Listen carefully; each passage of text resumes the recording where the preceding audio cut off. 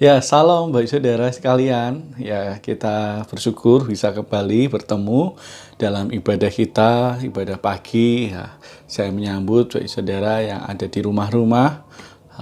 Biarlah semuanya ini tetap membuat kita boleh bertumbuh di dalam Tuhan. Hari ini kami rekaman di angle yang berbeda karena di luar cukup ramai, ada saudara-saudara kita yang sedang merayakan Hari Raya Idul Fitri. Tetapi saya rindu hal ini tidak mengganggu kita boleh tetap berfokus, kita boleh tetap mendengar firman Tuhan. Dan firman Tuhan hari ini diambil dari Filipi pasal 1 ayat 12 sampai 26. Silahkan Bapak-bapak, ibu-ibu pembaca silih berganti Filipi pasal 1 ayat 12 sampai 26.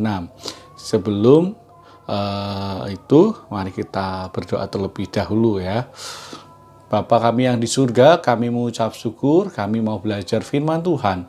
Tolong kami untuk mengerti, memahami, dan melakukan firman-Mu.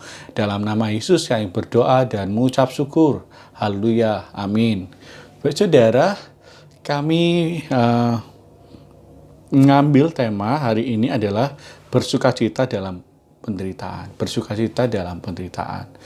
Ketika seseorang diberkati, mendapat berkat, bersukacita menjadi hal yang mudah. Tetapi ketika mendapat musibah, bersukacita menjadi hal yang sangat sulit. Saya ulangi. Bersukacita menjadi hal yang mudah ketika kita diberkati. Tetapi bersukacita menjadi hal yang sulit ketika hidup kita mendapat musibah. Ketika kita mendapat musibah itu menjadi hal yang sulit.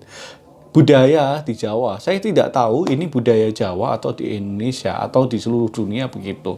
Biasanya jika orang yang terkena musibah selalu membandingkan dan melihat bersyukur tidak ada hal yang lebih parah dari ini. Misalnya ban saya bocor dan kemudian ada ternyata masih jalan 500 meter misalnya. Wah, bersyukur ya. Baru setengah kilo kita sudah ketemu sama bengkel. Wah, padahal bannya bocor. Atau ketika ini dapur kita terbakar, biasanya bersyukur ya. Cuman dapur saja yang terbakar. Cuman wajan sama kompor aja yang hangus. Wah, yang lain masih bisa dipakai lagi. Yang lain di kamarnya nggak ada masalah. Wah, masih bisa bersyukur. Masih bisa bersukacita. Wah, bersyukur. HP-nya saja yang hilang. Wah, HP yang hilang. Dompet, wah, kemudian tas, uang di ATM, wah, aman semua. Wah, bersyukur cuman HP. Wah. Atau ketika kecelakaan biasanya orang berkata, wah, bersyukur ya, motor kamu hancur. Cuman tangan kamu patah-patah sama lecet saja, bersyukur ya, kamu nggak kenapa-kenapa. Padahal tangannya sudah patah, tapi tetap bersyukur ya. Nggak tahu itu budaya mana, Jawa atau budaya semua.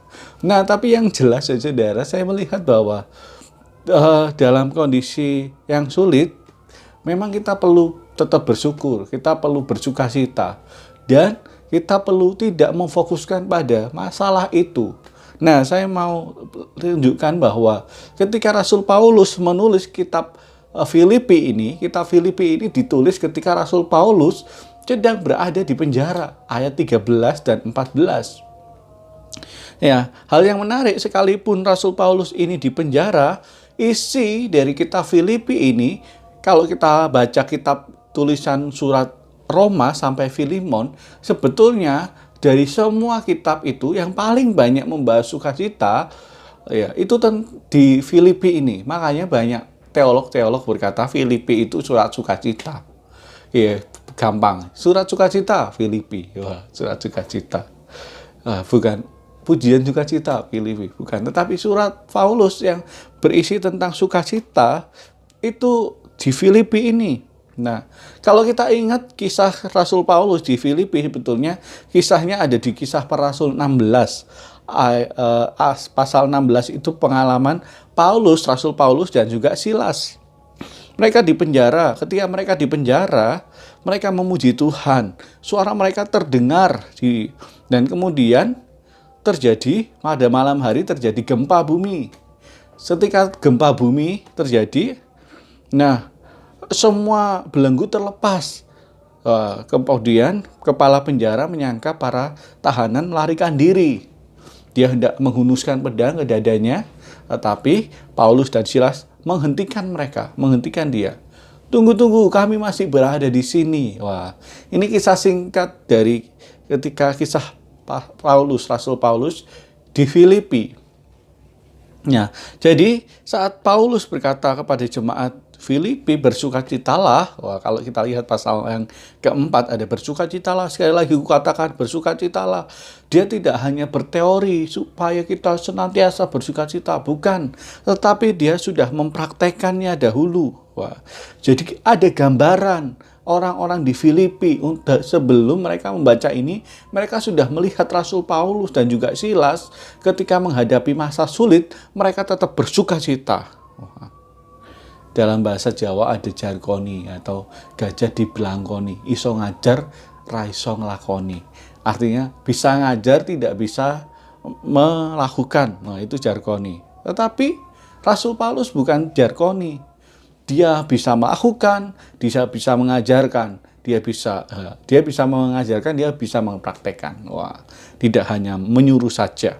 Nah, saudara, seringkali dunia memandang sukacita itu identik dengan kekayaan, sukacita identik dengan kesuksesan, kemapanan, keuangan. Nah, padahal kenyataannya tidak begitu. Wah, sukses, bahagia, sukacita tidak ada hubungannya dengan benda itu.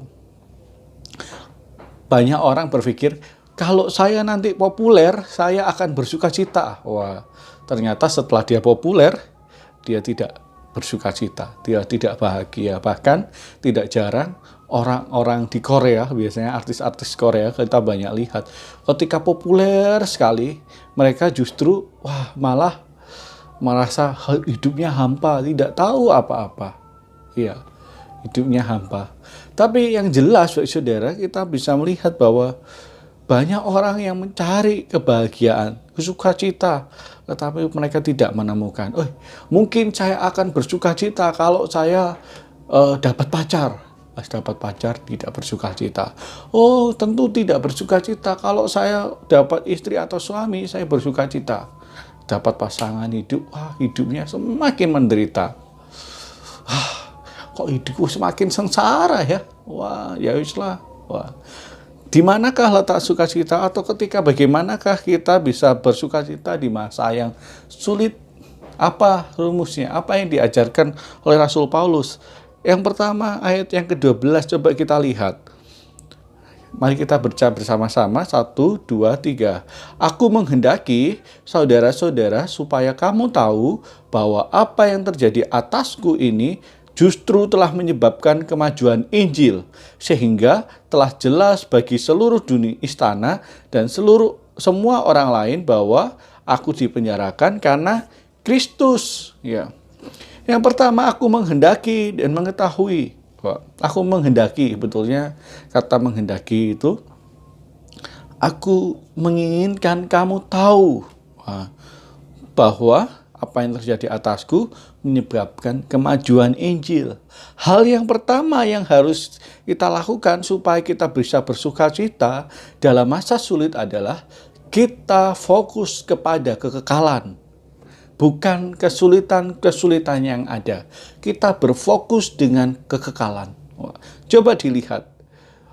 Aku ingin kamu tahu, aku menginginkan kamu mengetahui bahwa apa yang terjadi atasku justru menyebabkan kemajuan Injil. Kita bisa bersukacita jika kita berfokus kepada kekekalan. Fokus Rasul Paulus tidak dilihat.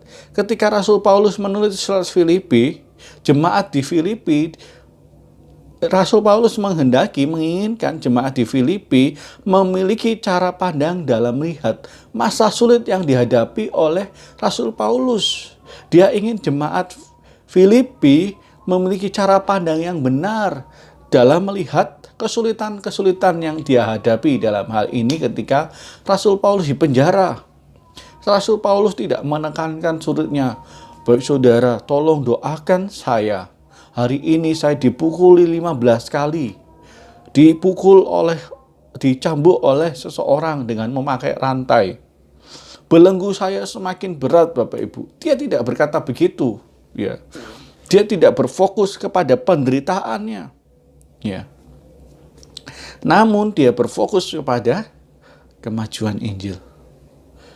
Dia berfokus kepada kebenaran firman yang terdengar oleh seluruh istana.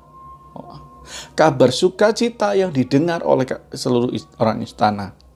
Saya sering berkata begini kepada ibu saya, Bu, kita bersyukur ya, wah, ya dulu zaman kita berat, wah, tapi bapak kita kan tapi meninggalkan kita. Tapi yang jelas kalau nggak meninggalkan kita, tentu saya tidak tahu, tidak kenal Tuhan. Bapak orang yang sangat fanatik, Bu. Oh, ibu saya berkata, iya. Ibu juga berpikir begitu. Gimana ya Tuhan bisa menolong kita kalau untuk mengenal Dia kalau Bapak tidak meninggalkan kita? Wah. Ya, kalau kita ngomongin berat ditinggal ayah atau orang tua, berat ya. Tetapi yang jelas kita melihat bahwa pengenalan akan Allah mampu membuat kita bersukacita. Ya. Kita mampu bersukacita dalam masa yang sulit ketika kita melihat segala sesuatu dari sudut pandang Allah. Kita mampu bersukacita jika fokus kita bukan ke penderitaan, namun pada kekekalan. Seperti Rasul Paulus. Hari ini dia tidak mengeluh kepada Tuhan. Dia kan sama seperti kita sebetulnya. Tetapi dia tidak mengeluh. Tetapi dia bahkan melihat segala sesuatunya diarahkan pada fokus, pada kebenaran firman Tuhan yang boleh didengar oleh seluruh istana. Ada satu pendeta di Surabaya yang sampai usia senior, dia belum menikah. Kemudian ketika banyak orang tanya sambil ngejek, ya, ngejek itu, kapan nikah? Dia sering jawab, Mei. Wah, puji Tuhan, maybe yes, maybe no. Biasanya begitu dia. Nah, tapi yang jelas lama-kelamaan jengkel juga ya Pak Pendeta. Kemudian dia ditanyain, kapan nikah? Kapan ya? Tapi yang jelas dia berkata, tapi yang jelas kerajaan surga itu lebih penting daripada hanya pernikahan. Wah, iya. Yang jelas kerajaan surga memang lebih penting daripada semua yang ada. Wah, semua yang tanya tim. Tapi, saudara, banyak orang yang bersukacita saat ini ketika dia mendapat uang yang banyak. Bersukacita ketika sehat. Wah, ketika uangnya nggak ada, ketika dia sakit, biasanya sulit bersukacita, menggerutu hidupnya. Hidupku berat sekali, wah. Bebanku banyak sekali. Wah. Kenapa? Karena letak sukacitanya diletakkan pada benda, pada uang. Letak sukacitanya diletakkan pada sehat. Letak sukacitanya diletakkan pada pacar misalnya. Pas dapat pacar senang sekali. Pas putus depresi. Wah. Nah, ini tentu hal yang salah. Ketika Yesus tampil pertama kali di Galilea, Matius pasal 4 ayat 17, hal yang pertama yang Tuhan sampaikan, bertobatlah, kerajaan Allah sudah dekat. Dia tidak berkata, bertobatlah, nanti kamu kaya kalau sudah bertobat. Bertobatlah, nanti bangsa Romawi hilang dari bangsa Israel. Penjajahan Israel akan dimerdekakan karena itu bertobat. Enggak. Ya, bertobatlah karena kerajaan surga sudah dekat. Hal yang terpenting dalam kehidupan kita adalah kekekalan, kerajaan surga.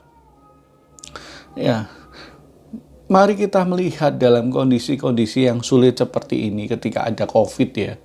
Semuanya sulit ya. Saya tahu bahwa kita semua mengalami hal yang sulit. Tetapi mari kita melihat pada kekekalan saja. Melihat tahun-tahun yang ke belakang. Kalau zaman dulu kita tidak bisa makan bersama dengan keluarga, kita tidak bisa bersekutu bersama dengan keluarga, inilah waktunya kita untuk mengambil waktu yang intens dengan Tuhan. Kalau dulu kita sibuk sampai lupa ke gereja, ini waktunya kita untuk datang kepada Tuhan. Kita istirahat untuk datang kepada Tuhan dan menikmati hubungan Allah. Sehingga kita ingat bahwa, oh Tuhan, saya ternyata sudah sekian tahun lupa. Ya, ini waktunya untuk kita datang kepada Tuhan. Ya. Jadi miliklah sukacita yang sejati, yang melihat kekekalan sebagai sumber utama sukacita kita. Jadilah hubungan kita dengan Dia, sehingga Allah memberikan sukacita dalam kehidupan kita. Ya, memiliki hubungan dengan Allah itu membuat kita bersukacita, membuat kita damai. Ya. Jadi kalau saudara mulai tidak damai, wah, mulai ditanyakan hubungan dengan Allah seperti apa ya? Wah, jangan-jangan. Nah, tapi yang jelas saya rindu saudara boleh berfokus untuk melihat segala sesuatu dari sudut pandang kekekalan. Yang kedua adalah ayat yang ke-20. Sebab yang sangat kurindukan dan kuharapkan ialah bahwa aku dalam segala hal tidak beroleh malu, melainkan seperti sedia kala. Demikian pun sekarang Kristus dengan nyata dimuliakan dalam tubuhku, baik oleh hidupku maupun oleh matiku. Wah, Kristus yang pertama fokus pada, yang kedua adalah fokus pada kemuliaan Allah. Ya, Kristus dengan nyata dimuliakan dalam tubuhku. Wah, kata Rasul Paulus dalam ayat ini. Kristus dimuliakan dalam jiwa dan ragaku. Wah, baik hidupku maupun matiku. Kristus harus dimuliakan melalui kehidupanku. Jadi fokus yang kedua adalah bagaimana hidup kita bisa bersukacita ketika menghadapi banyak tekanan, banyak tantangan, banyak kesulitan. Yang kedua, fokus kita bukan pada diri kita, tapi pada fokus untuk memuliakan Tuhan. Sehingga kita mampu bersukacita. Di penjara itu nggak ada yang enak. Ada yang pulang dari penjara gemuk. Gemuk sekali kan? Nggak, biasalah. Pulang dari penjara. Senang sekali sepertinya. Makan gratis. Tentu tetap nggak enak. Nggak ada yang pulang dari penjara senang. Nggak ada. Di mana-mana di penjara nggak enak. Ya. Tapi yang jelas, saudara, Rasul Paulus bisa tetap bersukacita di dalam penjara. Dia tetap bisa melayani Tuhan. Karena fokusnya pada kekekalan. Yang kedua, fokusnya dia berfokus fokus pada kemuliaan Allah. Bahwa Kristus harus tetap dimuliakan. Baik saya di penjara maupun tidak di penjara. Kristus harus dimuliakan. Wah. Awal saya di Batam, beberapa kali saya ingat dikritik oleh seorang istri hamba Tuhan. Bukan istri saya nggak mau ngeritik ya. Tapi yang jelas, istri hamba Tuhan ini berkata begini, "Pak, sini Pak." Wah, saya datang, "Apa Bu? Baju sama celanamu itu jelek Pak." "Oh iya ya Bu ya, saya nggak tahu Bu. Ini Batam Bu Pak." "Wah, ini Batam." Dia berkata, "Ini Batam, nggak cocok itu dipakai di Batam, buang." Wah, saya dikasih baju, dikasih baju celana second gitu. Tapi lama-kelamaan saya risih dan kemudian dia berkata begini, "Batam itu beda dengan Surabaya. Ya, kalau jemaat beli kamera, kita harus punya. Jemaat punya HP baru, kita harus beli. Wah. Jemaat punya rumah, kita harus punya rumah." Wah. Saya jadi mikir-mikir gimana ini. Saya nggak cocok ya. Maksudnya, ya nggak bisa. Maksudnya, kata dia, "Bapak itu nggak boleh seperti ini, nanti diremehkan." Ya. Saya bilang ya, kalau diremehkan orang ingat Tuhan ya nggak apa-apa lah Bu. Ya beginilah. Mau diremehkan gara-gara baju saya jelek, kumel, ya biarlah, yang penting orang ingat Tuhan. Ya, tapi itu sebetulnya jawaban yang ya saya pikir itu ala kadarnya, tetapi sebetulnya ini konsep yang baik. Maksudnya Kita tidak perlu mencari-cari bagaimana kita dihormati, bagaimana kita diakui keberadaan kita, bagaimana kita harus di posisi di atas, ditinggikan dengan orang lain. Enggak, kita menaklukkan orang lain. Enggak penting. Yang fokus terutama adalah bagaimana dalam pola pikir kita, dalam pola hidup kita, dalam pola karakter kita, orang mengingat nama Tuhan dimuliakan melalui hidup kita, melalui cara pandang kita. Apa yang kita lakukan harus bertujuan untuk memuliakan nama Tuhan. Ya, seringkali banyak hamba Tuhan, bahkan kita mungkin seringkali keberadaan kita seringkali sukacita kita seringkali dirampas.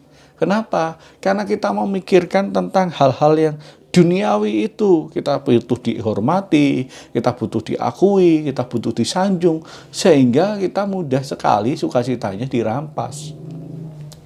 Karena fokusnya itu. Nah, kita lupa bahwa fokus yang harus kita kejar adalah nama Tuhan, dimuliakan. Kita ingat ya khotbahnya Rick Warren dalam bukunya The Purpose Driven Life. Semoga betul The Purpose, terserah ya.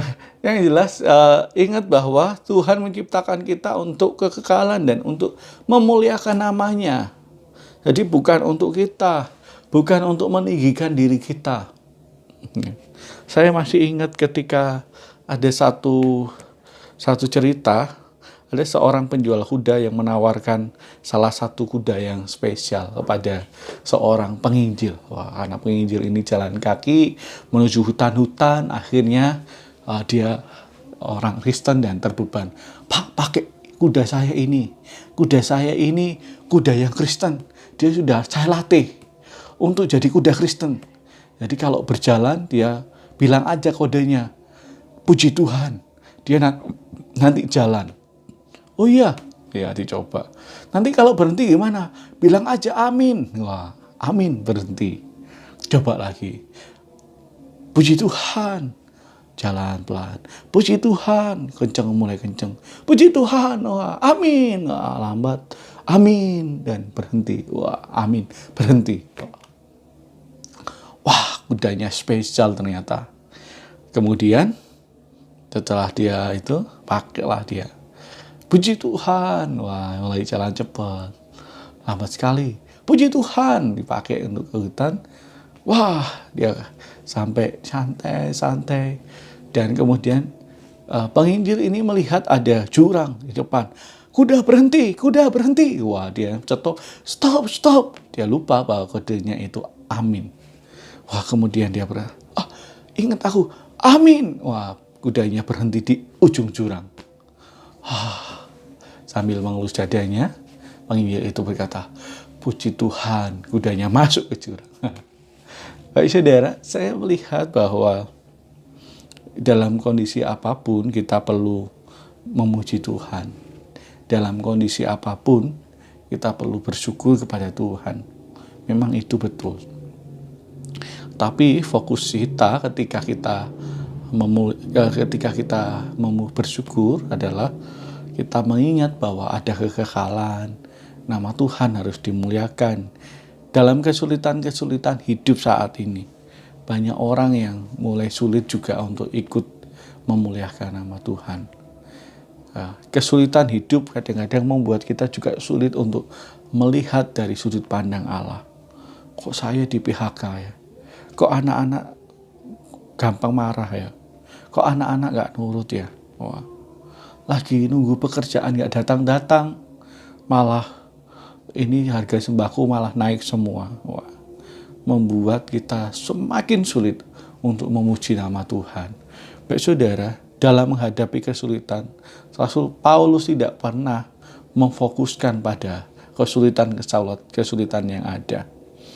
Dia tidak mau malu karena Injil. Bahkan di ayat 21 Rasul Paulus berkata begini, karena bagiku hidup adalah Kristus dan mati adalah keuntungan. Wah, Rasul Paulus berkata, kalau saya hidup berarti hidup untuk memberitakan kebenaran firman Tuhan, memberitakan Yesus. Ya. Sedangkan jika saya mati adalah keuntungan karena saya bisa bertemu dengan Kristus, muka dengan muka dalam kemuliaan. Wah. Jadi sebetulnya saya bersuka cita. Wah, dalam kondisi apapun. Ada kata-kata bagus ya yang ini. Jika Tuhan mampu mengubah siang menjadi malam, kita juga harus percaya bahwa Tuhan mampu mengubah beban menjadi berkat.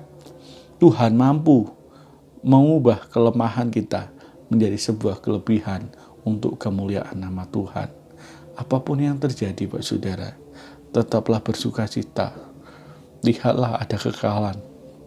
Dalam kondisi yang sulit, terus sekali janji firman Tuhan.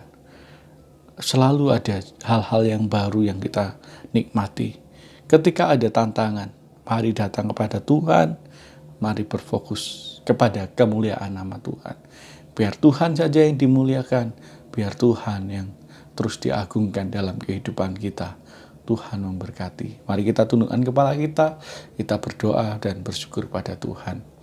Tuhan, terima kasih hari ini kami boleh belajar firman Allah. Tuhan, tolong kami untuk kami mengerti, memahami, dan melakukan firman-Mu Tuhan. Hamba-Mu terbatas, hamba-Mu tidak mampu, biarlah kasih Tuhan yang menolong kami untuk kami dimampukan.